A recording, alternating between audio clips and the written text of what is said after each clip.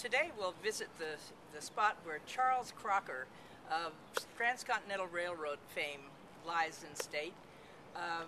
He was a young man from upstate New York initially, and his father had a bankruptcy problem, and so moved the family to Indiana. And Charles dropped out of school at 12. It didn't seem to bother him because he went on to amount to a great deal, to accomplish great things and amass a huge fortune. His older brother Edwin had gone on to college, Rensselaer Tech, I believe, in upstate New York, and Edwin became a judge and moved to California and became a judge in Sacramento and was served on the state Supreme Court. Crocker Art Gallery in Sacramento is his legacy. But Charles and his other younger brothers came across the country on horseback in 1850, and there's a wonderful journal of that you can access online. They got to San Francisco, or rather to Sacramento, where he did a little mining and then went into business, and met his future partners, Leland Stanford, Mark Hopkins, and Collis P. Huntington. And the four of them together got the railroad contract from the government to build the western half of the Transcontinental Railroad, which was completed in 1869. The key to their fortune was that the government gave them checkerboard square plots of ground along both sides of the tracks, all the way the entire length of the railroad that they built.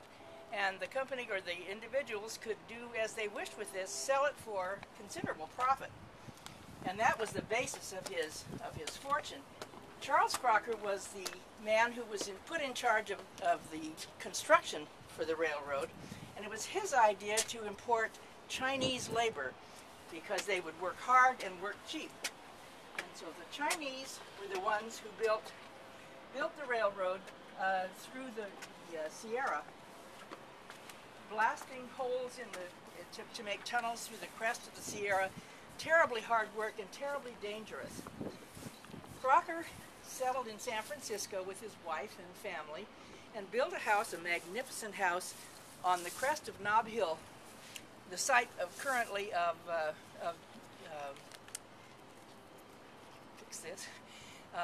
Grace Cathedral. But he wanted to buy an entire block to build his house. And there was one man who refused to sell his lot because that's where he lived, and so he was not going to sell to this king of the railroads. His name was Henry Young, and he was an undertaker. So Mr. Young, in refusing to sell, incurred Crocker's wrath, and Crocker built a 40-foot high solid wood fence around three sides of Mr. Young's house so that he could not see out any place except in the front. And this was known as Crocker's spite fence. An incredibly bad thing to do. Mr. Young, finally, the Youngs moved, Mr. Young died, but the spite fence remained for a number of years, and adding to the legend of Crocker's difficult nature as far as how he handled other people. Mrs. Crocker, when Mr. Crocker died in 1888, sent for A. Page Brown, a well-known architect, young architect from the East, and brought him out here to design this magnificent monument to memorialize her husband.